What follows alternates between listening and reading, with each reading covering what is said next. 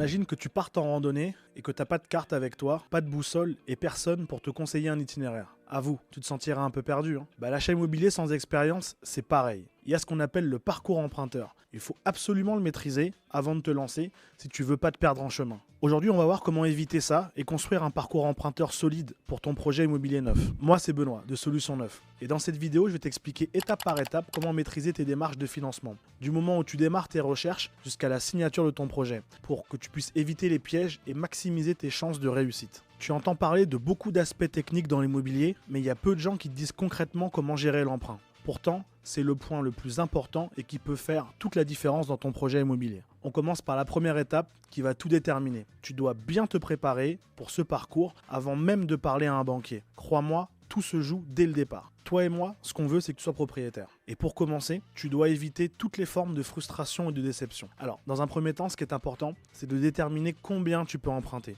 Tu dois également savoir de quel type de logement tu as besoin. Le nombre de chambres, la surface. C'est intéressant également si tu t'intéresses à la valeur de l'immobilier dans ta région. Si tu as une idée des loyers qui sont pratiqués en ce moment, tu dois également avoir une idée du prix au mètre carré de la ville. Tu te rendras assez vite compte également si ton projet est réalisable. Bien préparer son parcours, ça va être également être fort en matière d'anticipation. Ce qui est important, c'est que tu puisses anticiper les frais de notaire. Tu achètes dans le neuf ou que tu achètes dans l'ancien, tu le sais, on l'a vu, les montants ne sont pas les mêmes. Un peu moins cher dans le neuf que dans l'ancien en matière de frais de notaire. Quand tu vas souscrire ton crédit, le banquier va te demander également de prendre ce qu'on appelle les assurances emprunteurs. Si tu empruntes seul ou si tu empruntes à deux, avec ton conjoint ou ta conjointe, le montant de cette assurance ne sera forcément pas le même. Je te rappelle, car on en a déjà parlé, il existe des comparateurs, des sites spécialisés sur lesquels tu pourras estimer le montant de ces assurances. Avec ces comparateurs, tu pourras justement voir quelle est l'offre qui correspond le mieux à ton budget, mais également à ta situation. Ce que tu peux également anticiper dès le départ, c'est le montant de tes travaux. Dans un bien ancien, tu vas sûrement avoir à rénover soit ta cuisine, soit ta salle de bain. Le fait de réaliser des devis par famille va te permettre de complètement maîtriser tes postes de dépenses. Comme on dit, anticiper c'est prévoir. Ici, je te conseille d'anticiper au maximum tous ces postes pour te donner une meilleure maîtrise et que tu sois plus serein lorsque tu es dans ta phase d'investissement immobilier. Là, je vais te parler de ce qu'est un grand classique. Tu dois préparer des documents incontournables lorsqu'on veut emprunter et qu'on veut obtenir un crédit. Les voici ces documents. Tes 3 dernières fiches de paye, tes 3 derniers relevés bancaires, tes relevés d'épargne, ainsi que ton avis d'imposition. Tous ces documents-là, je voudrais que tu les aies déjà en ta possession au moment où tu t'apprêtes à rencontrer que ce soit un banquier ou un courtier. Pourquoi? Tout simplement parce que le fait d'avoir déjà préparé ces documents en amont, lorsque le banquier ou le courtier va te les demander, ça témoignera d'une plus grande motivation et d'un plus grand sérieux de ta part. Ça y est, tu es bien préparé à présent. Il est temps de choisir entre passer par un courtier ou directement par ta banque. Pour ce qui est du choix du courtier, dans un premier temps, toi, ce que tu veux, c'est devenir propriétaire. Il faut savoir que le courtier, c'est un professionnel qui le veut autant que toi. Souvent, le courtier, c'est un ancien banquier qui va te proposer ses services, mais plutôt son expérience. Il sait parfaitement comment parler à ton banquier pour le convaincre. Donc chaque mois, il présente des dizaines de dossiers comme le tien et il a une certaine expérience en la matière. Tu fais appel à un courtier, pourquoi? Parce que tu sais que ce courtier est partenaire avec toutes les banques que tu connais en France. Et lui, son métier, c'est de te trouver les meilleures offres. Il va négocier les taux et t'obtenir les meilleures conditions du moment. C'est important que tu saches qu'un courtier, tu ne le payes uniquement que si tu obtiens ton crédit. Je te parle du courtier, j'aimerais vraiment que dans ta démarche, tu sois le plus transparent ou la plus transparente que possible. Si jamais tu as déjà échangé avec un autre courtier avant, ou si tu échanges en même temps avec le banquier, explique-lui ta démarche pour qu'il puisse comprendre quel a été ton parcours. Là également, je te conseillerais de toujours solliciter qu'un seul professionnel à la fois. Pourquoi?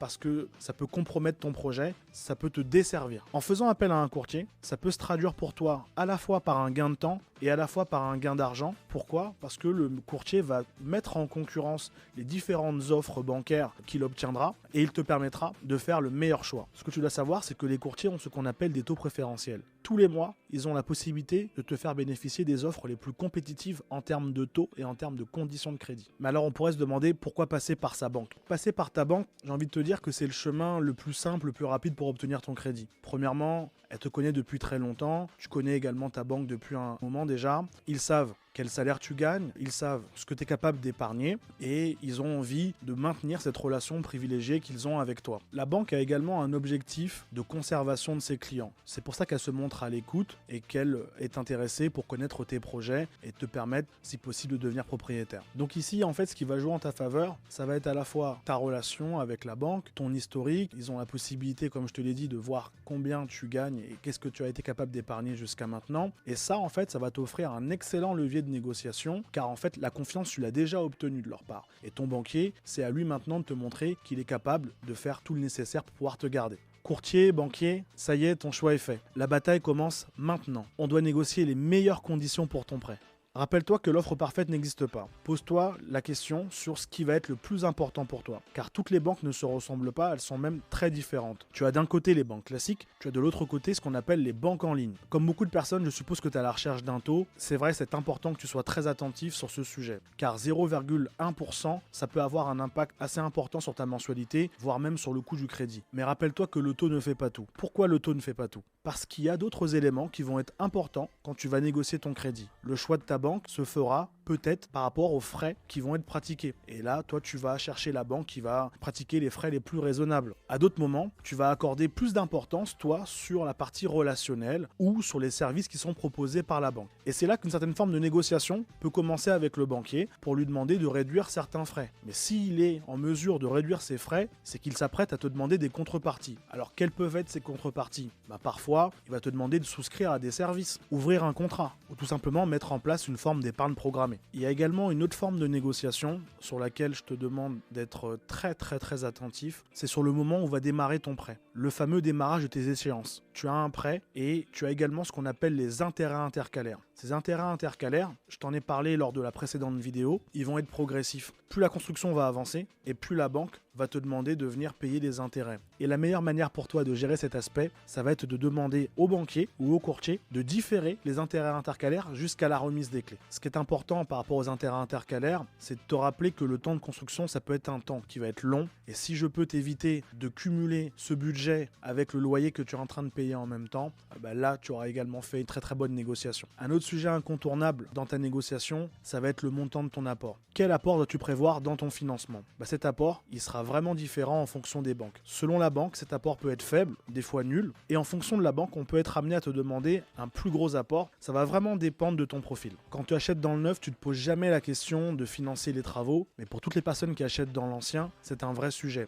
Là, je te donnerais comme conseil de chercher un projet avec un diagnostic de performance énergétique, un DPE, qui sera le mieux noté possible. Ça facilitera tes chances que le banquier puisse te financer une partie de tes travaux. Un autre pilier dans ta négociation, ça va être la délégation d'assurance. Alors qu'est-ce que c'est? Ça va être la possibilité de contracter une assurance emprunteur en faisant jouer la concurrence. En délégation, tu as un assureur privé qui est rattaché à ta banque ou des fois ça peut être une assurance externe qui va venir t'assurer pour ton crédit. Sois très prudent, sois très vigilant car c'est un sujet que j'ai déjà évoqué avec toi. Le banquier, lui, il va se montrer souple sur le taux mais il te demandera en contrepartie des fois de prendre l'assurance dans la banque en question. Je sens que tu y vois un peu plus clair mais attention, on n'est pas à l'abri d'erreurs classiques que je vois depuis plusieurs années. La première erreur que je vois de façon récurrente, c'est celle où on sous-estime souvent l'importance de l'assurance emprunteur. Alors, je viens d'en parler, mais l'assurance emprunteur, elle joue un gros rôle dans ton crédit. Et si tu choisis mal cette assurance, tu vas avoir des primes qui vont être très élevées. Alors, rassure-toi, c'est pas irréversible. On pourra toujours renégocier tes assurances par la suite. Les courtiers sont également là pour ça. Une autre erreur consiste à ne pas anticiper les frais de notaire et ne pas anticiper les frais annexes. Dès le départ, quand tu investis,